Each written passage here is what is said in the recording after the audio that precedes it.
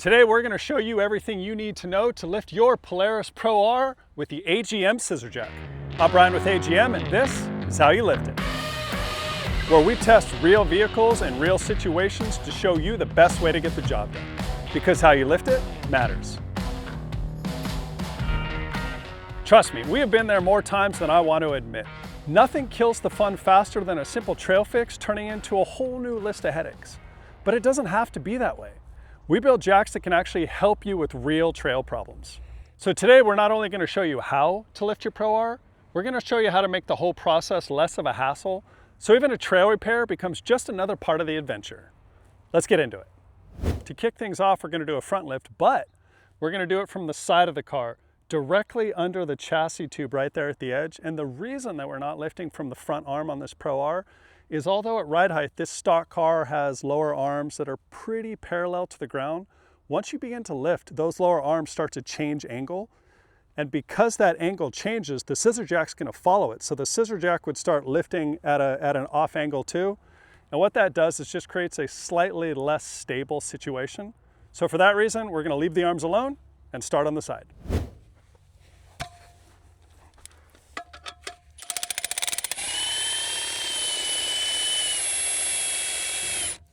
And the key here as I go up is just to make sure to be on the chassis tube that's right behind the plastics here. If you're in farther, there's no chassis tube there, and you're just gonna start pushing the skid plate up into the car. We don't wanna do that. So stay right here and you're good to go.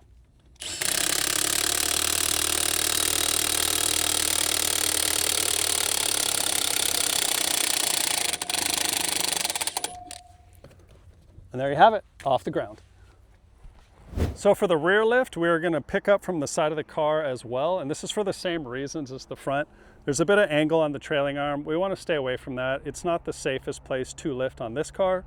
So we'll be picking up either on that same rail that we used up front, or we'll be using the mount for the trailing arm. And I'll show you here in a second how you kind of engage that to make sure that you're as safe as possible there.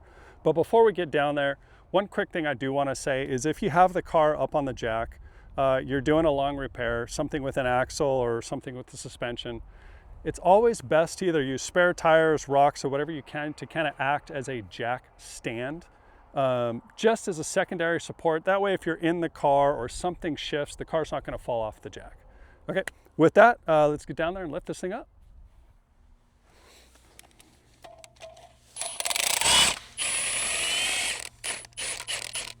And here's what I was talking about. We're on the trailing arm mount, and we're actually using the saddle here in the 4-in-1 lift head, and we're locating that right in the middle there, so it's actually gonna cradle that mount and give us a little more stability.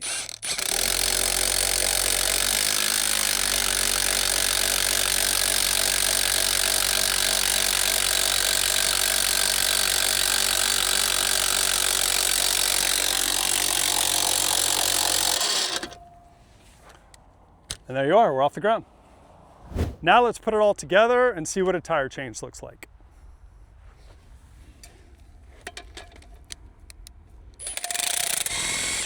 Remember, we're going up. We're locating the corner of the lift point in the cradle.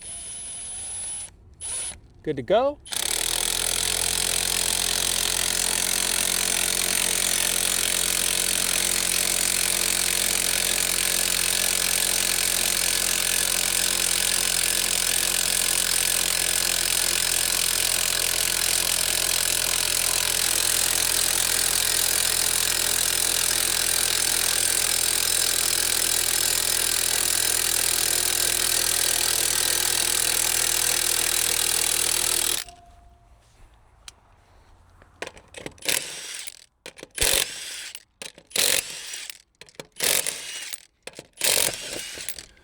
Now, you'll notice I caught all the lug nuts, and we do that for two reasons. One, we don't want them falling into the sand and potentially losing them. And two, if they do fall into the sand, there's a good chance we're gonna get sand inside the threads here, and that's gonna matter when we put it back on. That sand trapped inside here could gall the male and female threads when we put it back on, requiring us to replace a stud, which is not the funnest job. So try to hold on to those. If one does fall in the sand, not the end of the world. Just pick that bad boy up, and just like Super Mario from the 80s, we're gonna blow that thing out, and then store it in a pocket so it stays nice and clean. Okay, let's get this wheel off, get a new one on.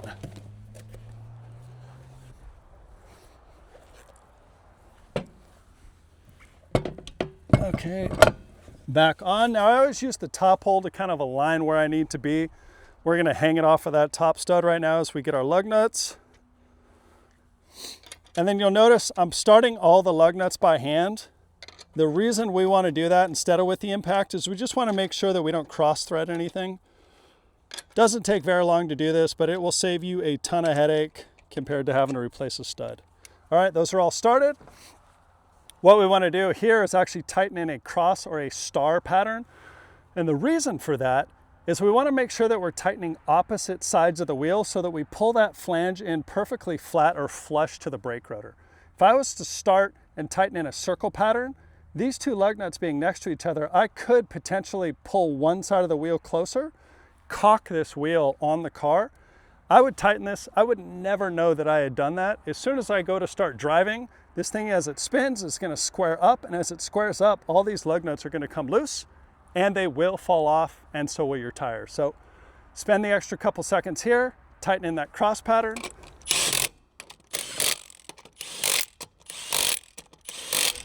And then I also like to take one more trip all the way around, and I do this just to make sure that I didn't miss anything and that I know it's going to be tight for the rest of the ride. There it is, we are all done. Let's lower our jack.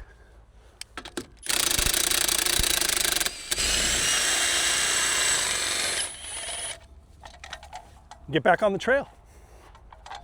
And that is how you lift your Polaris Pro R with the AGM Scissor Jack. Every lift we demonstrated today had one goal: to make trail repairs safer and easier, because how you lift it matters. I'm Bryan with AGM, and this is how you lift it. Thanks for hanging out, and I'll see you next time.